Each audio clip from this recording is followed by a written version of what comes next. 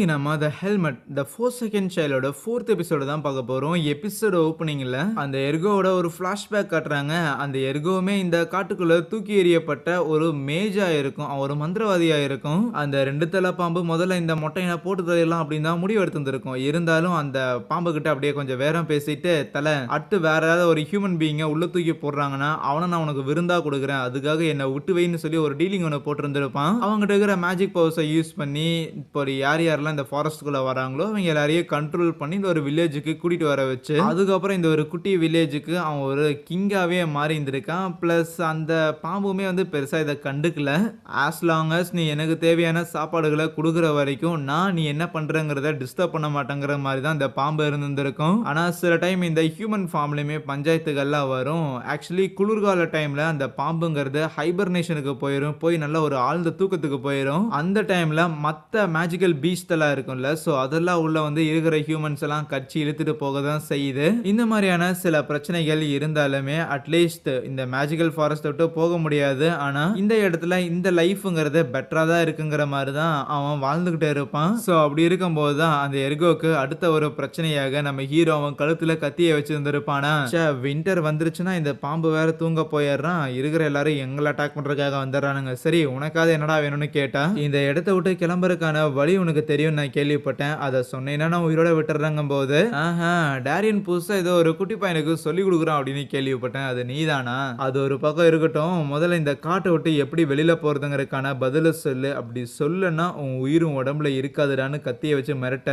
அவனுமே பதிலுக்கு மிரட்டலாம் செய்வான். நீ என்ன கொலை பண்ணிட்ட அப்படின்னா கண்டிப்பா தூக்கத்துல இருக்கிற என் பாம்பு தலைவன் எந்திரிச்சிருவான், அவன் எந்திரிச்சுட்டானா நீயுமே மட்டதாண்டா அப்படின்னு சொன்னா, அதை பத்தி எனக்கு கவலை கிடையாது, அந்த பாம்பு பயலால செத்தவங்க திருப்பி உயிரோட கொண்டு வரைக்க முடியும், நீ ஏதாவது லூசுத்தனமா ஏதாவது ட்ரிக் ப்ளே பண்றதுக்கு முயற்சி பண்ணனு என் மகனே உன் கல் தடுத்து போட்டு போயிட்டே இருப்பண்டா. அதுக்கு அந்த எர்கோவும் பயப்படாம அறுத்துக்கோ, நீ என்ன கொலை பண்ணிட்ட அப்படின்னா எப்படி இந்த காட்டை விட்டு வெளியில போவ, இந்த காட்டை விட்டு வெளியில போறதுக்கான வழிங்கிறது அது எனக்கு மட்டும் தாண்டா தெரியும்னு சொல்ல, அதுக்கும் ஹீரோ சும்மா வளராதையா, உன்னை பிடிச்சி நான் கேட்கறதுக்கான காரணம் நீ டக்குனு வாய் வழியா பதில் சொல்லிடுவோங்கிற காரணத்தால தான். ஆனா அதே நேரத்துல நீ ஒரு மந்திரவாதி தானே, உன்ன மாதிரியான மந்திரவாதிங்களா நீங்க என்ன கத்துக்கிட்டீங்களோ என்ன தெரிஞ்சுக்கிட்டீங்களோ இது எல்லாத்தையுமே ஒரு புக்ல நோட் பண்ற பழக்கம் கண்டிப்பா இருக்கும். உன்னை மட்டும் பண்ணிட்டோம், நீ இப்ப தங்கியிருக்க இந்த இடத்த ஃபுல்லா தேடி பார்த்து அதை கண்டுபிடிச்சு நான் போறதுக்கு எனக்கு கொஞ்சம் டைம் ஆகும், அதனால நீயே சொல்லிட்டீங்கன்னா ரொம்ப நல்லதுன்னு சொல்ல, சரி வா சொல்றேன்ட்டு ஒரு அண்டர் கிரவுண்ட் இடம் மாதிரி ஒன்று இருக்கு, அங்க கூட்டிட்டு போவானா. அப்படி கூட்டிட்டு போகும்போதே அவன் சொல்லுவான், இதுக்கு முன்னாடி யாரும் இதை ட்ரை பண்ணதெல்லாம் கிடையாது, இந்த மெத்தடுமே வந்து ஒரு தியராட்டிக்கல் மெத்தட் மட்டும்தான், ட்ரை பண்ற அளவுக்கு யாருக்கும் தைரியமும் இருந்ததில்லை, பிளஸ் அந்த அளவுக்கான எபிலிட்டியும் யாருக்கும் கிடையாது. மேபி டேரன் இதை முயற்சி பண்ணியிருந்தானா அவனால வெளியில போக முடிஞ்சிருக்கலாம், ஆனா உன்னால இதை பண்ண முடியுமான்னு எனக்கு தெரியல, ஆனா நீ மட்டும்தான் தனியா வந்திருக்கங்கிறத பார்த்தா டேரனும் இந்த இடத்த விட்டு வெளியில போற மாதிரி இல்லையே, சரி டேரனுக்கு என்னாச்சுன்னு கேட்கும்போது நம்ம ஹீரோ பதில் சொல்லாம இருப்பானா, தெரியும்டா அவன் செத்துந்திருப்பான் தானே, நீ பதில் சொல்லாம இருக்கும்போதே புரியுது அப்படின்னு அவன் பேசிக்கிட்டே அங்க இருக்கிற ஒரு புக்கை எடுப்பானா, அதை ஹீரோ கிட்ட தரமாட்டான், ரேதர் ஆஃபர் பண்ணுவான், நீ டேரனோட ஸ்டூடெண்டா அதுக்கு முன்னாடி இருந்திருக்கீங்கன்னா வேணும்னா எனக்கு நீ ஒரு ஸ்டூடெண்டா இருக்கிறையா, இங்க இருக்கிற ஹியூமன்ஸ் எல்லாரும் பயங்கர வீக்கான ஆளுங்க, நீ என்னோட ஒரு ஸ்டூடெண்ட் ஆயிட்டேன்னு வையேன், எனக்கு தெரிஞ்ச மொத்த விதியும் உனக்கு நான் சொல்லி தரேன்டா அப்படின்னாலும் அவன் கழுத்துல கத்தி வச்சுட்டு முதல்ல புக்கை வாங்கின ஹீரோ பையன் அதை படிக்கும் போது தான் தெரிய வருது, இந்த இடத்துல ஒரு வாட்டர் ஃபால்ஸ் ஒன்று இருக்காமா, வாட்டர் அப்படிங்கறது எந்த ஒரு எனர்ஜியுமே இல்லாத ஒண்ணு, அதே நேரத்தில் இந்த ஃபாரஸ்ட் முழுக்குமே டிமோனிக் எனர்ஜிங்கிறது நிரம்பி இருக்கு, இது ரெண்டும் ஒன்னா சேர்ந்து டிவைன் பவரால உருவாக்கப்பட்ட அந்த பேரியரை அது வீக்கன் பண்ணியிருந்திருக்கும், அந்த இடத்து மூலமா உன்னால அந்த பேரியரை தாண்டி இந்த காட்டை விட்டு வெளியில போக முடியும்னு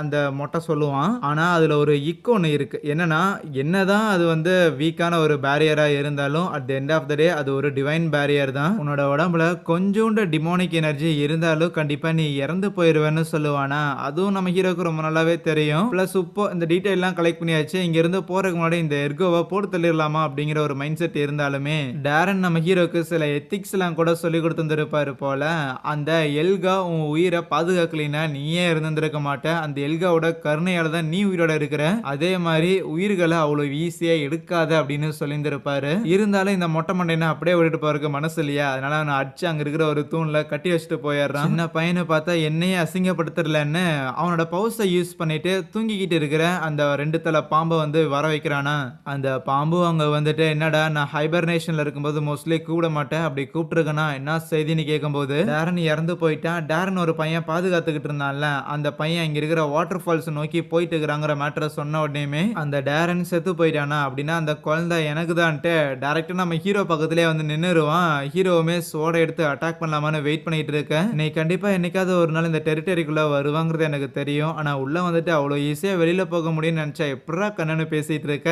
ஆமா, அவ்வளோ ஈஸியா வெளியில போக முடியாதுல்ல. அதுக்கு பதிலா நான் உன்ன காலி பண்ணிட்டே போறேன்னு அவன் சண்டை போடுறதுக்கு இருக்க. அந்த பாம்பு முதல்ல ஒரு அட்டாக் ஒண்ணு பண்ணும். லைக் அது மூலமா அந்த இடத்துல பயங்கரமா புழுதிலாம் பறக்க, எப்படியோ அதுலருந்து எஸ்கேப் ஆனாலுமே, உன்னால கண்டிப்பா தப்பிக்க முடியாதுடான்னு அது பயங்கரமா சார்ஜ் பண்ணி அட்டாக் பண்றதுக்காக முயற்சி பண்ணக்குள்ள, டேரன் சொல்லிக் குடுத்த வித்தைகள நம்ம ஹீரோ கொஞ்சம் கான்ஷியஸ்ல வச்சிருந்திருக்கான். ஏன்னா எப்படி பார்த்தாலும் எவ்வளோ ஸ்ட்ராங்கான ஒரு ஆப்போனன்ட்டா இருந்தாலும், என்கிட்ட இருக்கிற விஸ்ஸ பயன்படுத்தி கண்டிப்பா அதோட பாடிய என்னால டேமேஜ் பண்ண முடியும். அதுக்கான ஒரு கரெக்ட்டான ஏரியாவ தான் நான் தேடணும்னு நேரா போய் அந்த பாம்போட கண்ணுலயே அட்டாக் பண்றான். இப்படி கண்ல அட்டாக் பண்றதுங்கிறது அந்த பாம்பை எந்த விதத்திலயும் போட்டு தள்ளாததான். இருந்தாலும் இப்போதைக்கு நான் இருக்கிற இந்த கரண்ட் லெவல்ல என்னால அந்த பாம்பை இவ்வளவுதான் டேமேஜ் பண்ண முடியும். இதுக்கு மேல சண்டை போடுறது சரியில்லைன்னு எஸ்கேப் ஆகிறதுக்காக முயற்சி பண்ணா, அவன் அந்த 2 தலை பாம்புல ஒரு தலையோட கண்ணை மட்டும் தான் டேமேஜ் பண்ணி விட்டுருந்திருப்பான். அதனால அந்த இன்னொரு தலைங்கிறது நீ தேவையில்லாம இருக்கிறன்னு சொல்லி அப்படியே அந்த அடிப்பட்ட தலை இருக்குதுல்ல, அதை துண்டாக்கி அதுவே முழுங்கிட்டு அதுக்கப்புறம் அந்த சிங்கிள் தலை நேரா நம்ம ஹீரோவை அட்டாக் பண்றதுக்காக வரும். ஆனா அதுகிட்ட நேருக்கு நேர் மோதி தடுக்கலாம் அப்படின்னு முயற்சி பண்ணாலுமே அடுத்த செகண்டே அங்கிருந்து எஸ்கேப் ஆயிடுறானா. அந்த பாம்புமே இவ்வளவு நாளா 2 தலையை வச்சுட்டு தான் சர்வே ஆயிருந்திருக்கும். அதனால அப்போ ஒரு தலையை வச்சுட்டு நம்ம ஹீரோவை தேடுறதுங்கிறது அதுக்குமே கஷ்டமா இருக்க, இந்த கேப் ஹீரோக்கு போதுமானதா இருந்திருக்கும். ஒரு இடத்துல போய் ஓரமா ஒளிஞ்சுக்கிட்டு சரி சரி அதெல்லாம் எடுத்து நிக்க முடியாது, முடிஞ்ச அளவுக்கு அதோட கண்ணை டேமேஜ் பண்ணோம், ஆனா அது திருப்பி வந்துச்சுன்னா அதெல்லாம் அட்டாக்லாம் பண்ணிட்டு இருக்க முடியாதுன்ட்டு அங்கிருந்து எஸ்கேப் ஆகலானா. அப்போ விஷயஸா அந்த இடத்துல ஒரு ஆரா ஒன்று ஃபீல் பண்றான். அது அந்த டிமோனிக் எனர்ஜி தான் அந்த பாம்பு ஹீரோ பையன் இருக்கிறத கண்டுபிடிச்சிருச்சு. ரைட்டு, இன்னைக்கு அதை நம்மளை மட்டை பண்ண போது எப்படியாவது அதுக்கிட்ட இருந்து நம்ம உயிர் பொழைச்சாகணும்னு ஹீரோ சண்டை போடலான்னு இருக்க, அப்போ அவனால இன்னொரு ஒரு எனர்ஜியை ஃபீல் பண்ண முடியுது. அது யாருன்னா நம்ம எல்காவா தான் இருக்கும். அப்புறம் எல்கா பார்த்து ரொம்ப நாள் ஆச்சு அப்படின்னு அந்த பாம்பும் சொல்ல, இனிமேல் நீ என்னை பார்க்க முடியாத மாதிரி நான் பண்றேங்கிற மாதிரி நம்ம எல்காவும் உன்னை காலி பண்ற மோட்ல இருக்க. அங்கே இந்த ஒரு வீடியோவை முடிச்சுக்கிறேன். எனிவேஸ் கைஸ், இந்த எபிசோட் பிடிச்சிருந்துச்சுன்னா மறக்காம இந்த வீடியோக்கு ஒரு லைக் கொடுத்துட்டு அடுத்த எபிசோட் மிஸ் பண்ணாமல் பாருங்க. சேனலையுமே சப்ஸ்கிரைப் பண்ணி வச்சுக்கோங்க. சரியா? தேங்க்யூ.